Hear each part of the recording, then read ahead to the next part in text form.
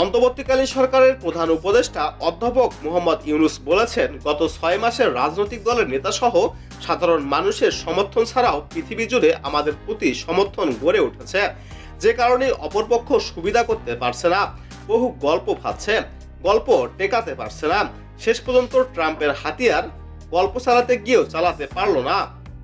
বিকেলে রাজধানীর বেইলি রোডের ফরেন সার্ভিস একাডেমিতে রাজনৈতিক দলগুলোর সঙ্গে জাতীয় ঐকমত্য কমিশনের প্রথম বৈঠকের প্রারম্ভিক বক্তব্যে তিনি এসব কথা বলেন।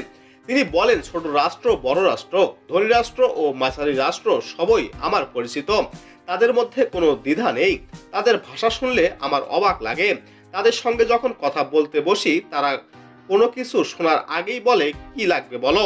অভ্যন্তরীণ ও আন্তর্জাতিক সমর্থন ক্রমাগত বাড়ছে। প্রধান উপদেষ্টা বলেন, অভ্যন্তরীণ ও আন্তর্জাতিক দুই সমর্থন ছাড়া থাকা সত্ত্বেও আমরা যদি নতুন বাংলাদেশ গড়ে তুলতে না পারি, এটা আমাদের কপালের দোষ ছাড়া আর কি বলবো।